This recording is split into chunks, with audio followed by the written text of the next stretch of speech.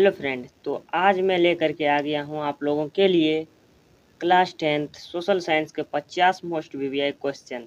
यदि आप हमारे चैनल पर नए हो तो चैनल को सब्सक्राइब जरूर कर लीजिएगा। चलिए समय को ध्यान में रखते हुए क्वेश्चन को स्टार्ट कर लेते हैं। पहला क्वेश्चन हमारा कहता है कि इटली एवं जर्मनी वर्तमान में किस महादेश के अंतर्गत आते हैं? तो इसका सही उत्तर हो जाएगा सी नंबर, यानी कि यूरोप। चलिए अब हम लोग दूसरे नंबर क्वेश्चन को देख लेते हैं। दूसरा नंबर क्वेश्चन हमारा कहता है फ्रांस में किस शासक वंश की पुनर्स्थापना वियना कांग्रेस द्वारा की गई थी?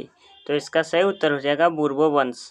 चलिए अब हम तीसरे नंबर क्वेश्चन को देख लेते हैं। तीसरा नंबर क्वेश्चन हमारा कहता है कि मेजनी का संबंध किस संगठन से था?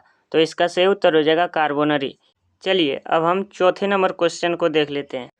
चौथा नंबर क्वेश्चन हमारा कहता है कि इटली एवं जर्मनी के एकीकरण के विरुद्ध निम्न में से कौन था? तो इसका सही उत्तर हो जाएगा ऑस्ट्रिया, यानी इटली एवं जर्मनी के विरुद्ध ऑस्ट्रिया ही था। चलिए अब हम लोग पाँचवें नंबर क्वेश्चन को देख लेते हैं। देख सकते हैं फ्रेंड, 5 नंबर में हल्का मिस्टेक हुआ है और नहीं होगा। चलिए हम और को हटा लेते हैं पहले। 5 नंबर क्वेश्चन हमारा कह रहा है काउंट काबूर को विक्टर एमेनुएल ने किस पद पर नियुक्त किया? तो इसका सही उत्तर हो जाएगा प्रधानमंत्री। चलिए अब हम लोग अगले प्रश्न को देख लेते हैं। गौरीवाल्डी पेशे से क्या था? तो इसका सही उत्तर हो जाएगा नाविक। चलिए अब हम 7वें नंबर क्वेश्चन को देख लेते हैं।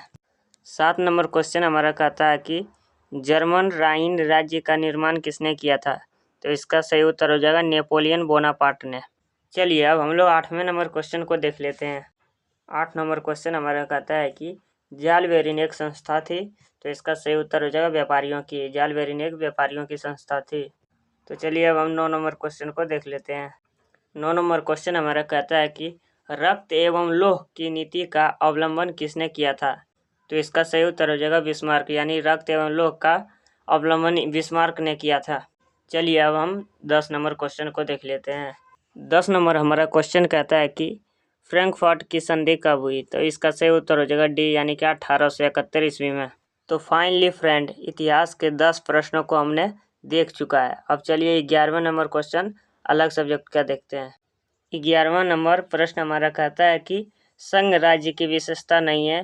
तो इसका सही उत्तर हो जाएगा इकारी शासन व्यवस्था से संघ राज्य की विशेषता नहीं है। तो चलिए अब हम लोग अगले प्रश्न को देख लेते हैं। 12 नंबर क्वेश्चन हमारा कह रहा है कि संघ सरकार का उदाहरण है। तो इसका सही उत्तर हो जाएगा अमेरिका। चलिए अब हम लोग 13 नंबर क्वेश्चन को देख लेते हैं। 13 नंबर क्वेश्चन हमारा कहता है कि भारत में संघ एवं राज्यों के बीच अधिकारों का विभाजन कितनी सूचियों में हुआ है? तो इसका सही उत्तर हो जाएगा बी। चलिए अब हम लोग 14 नंबर क्वेश्चन को देख लेते हैं।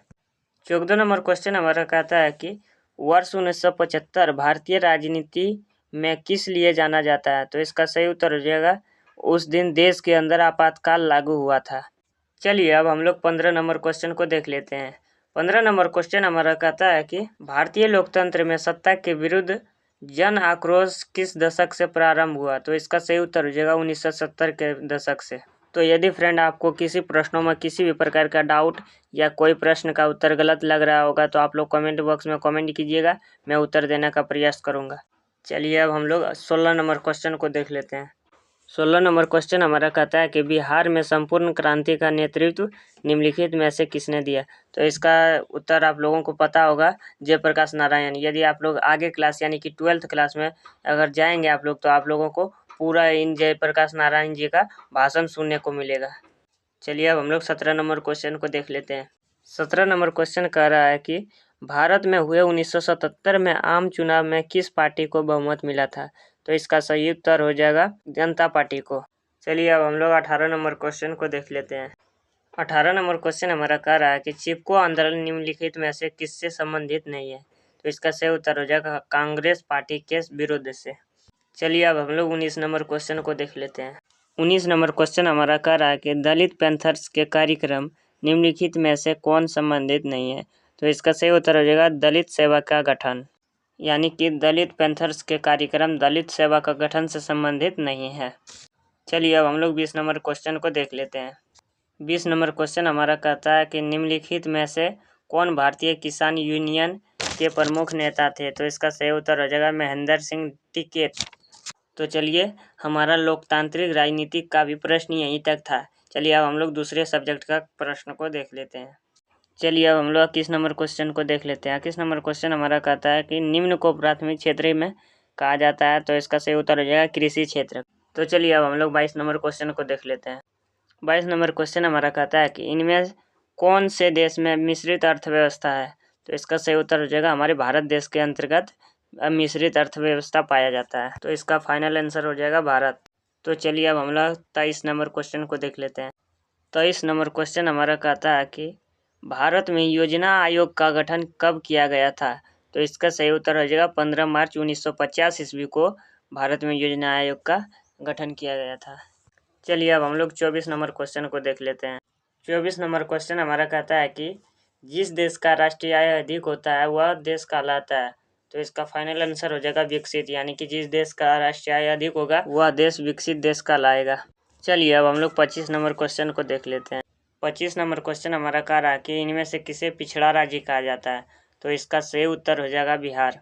चलिए अब हम लोग 26 नंबर क्वेश्चन को देख लेते हैं। 26 नंबर क्वेश्चन हमारा कह रहा है कि भारत में प्रति व्यक्ति आय कितना है, तो इसका सही उत्तर हो जाएगा 25,494 रुपये, यानी कि भारत में प्रति व्यक्ति आय 25,494 रुपये हैं। चलिए अब हम लोग 27 नंबर क्वेश्चन को देख लेते हैं। 27 नंबर क्वेश्चन हमारा कह रहा है कि भारत में किस राज्य का प्रति व्यक्ति आय सर्वाधिक है, तो आपको पता होगा हमारे भारत के अंतर्गत गोवा राज्य का प्रति व्यक्ति आय सबसे अधिक है। चलिए अब हम लोग 28 नंबर क्वेश्चन को देख लेते हैं। 28 नंबर क्वेश्चन हमारा कह रहा है कि बिहार के किस जिले का प्रति व्यक्ति आय सर्वाधिक है, तो इसका सही उत्तर हो जाएगा पटना।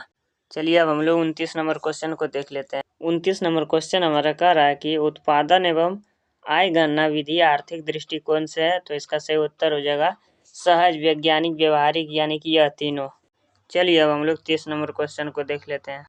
30 नंबर क्वेश्चन हमारा कह रहा है कि वैश्वीकरण के मुख्य अंग कितने हैं, तो आपको पता होगा वैश्वीकरण के मुख्य अंग 3 होते हैं। तो चलिए फाइनली ये भी समाप्त हो गया। अब हम लोग भूगोल के 20 प्रश्नों को देख लेते हैं। 31 नंबर क्वेश्चन हमारा कह रहा है कि कोयला किस प्रकार का संसाधन है, तो इसका सही उत्तर हो जाएगा अनवीकरणीय। कोयला अनवीकरणीय संसाधन होता है।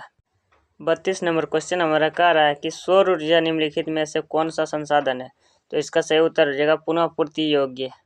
33 नंबर क्वेश्चन हमारा कह रहा है कि डाकुओं की अर्थव्यवस्था का संबंध है, तो इसका सही उत्तर हो जाएगा विनम्र, यानी कि संसाधन के अनियोजित विदोहन से। 34 नंबर क्वेश्चन हमारा कह रहा है कि पंजाब में भूमि निम्नीकरण का मुख्य कारण है, तो इसका सही उत्तर हो जाएगा वनो उन्मूलन। चलिए अब हम लोग 35 नंबर क्वेश्चन को देख लेते हैं। 35 नंबर क्वेश्चन हमारा कहता है कि मरुस्थलीय मृदा का विस्तार निम्न में से कहाँ है, तो इसका सही उत्तर हो जाएगा राजस्थान। 36 नंबर क्वेश्चन हमारा कह रहा है कि मेढक के प्रजनन को नष्ट करने वाला रसायन कौन है, तो इसका फाइनल सही उत्तर हो जाएगा एंड्रीन। 37 नंबर क्वेश्चन हमारा कह रहा है काली मृदा का दूसरा नाम क्या है, तो इसका सही उत्तर हो जाएगा रेगुर मृदा। चलिए अब हम लोग 38 नंबर क्वेश्चन को देख लेते हैं। 38 नंबर क्वेश्चन हमारा कह रहा है कि वृहद क्षेत्र में जल की उपस्थिति के कारण ही पृथ्वी को कहते हैं, तो आप लोग जानते होंगे इसका सही उत्तर हो जाएगा नीला ग्रह। 39 नंबर क्वेश्चन हमारा कह रहा है कि देश के बांधों को किसने भारत का मंदिर कहा था, तो इसका सही उत्तर हो जाएगा पंडित नेहरू। 40 नंबर प्रश्न हमारा कह रहा है कि प्राणियों के शरीर में कितना प्रतिशत जल की मात्रा निहित होती है, तो इसका सही उत्तर हो जाएगा 65%। 41 नंबर प्रश्न हमारा कहता है कि बिहार में अति जल दोहन से किस तत्व संक्रेदन बढ़ा है, तो इसका सही उत्तर हो जाएगा फ्लोराइड का।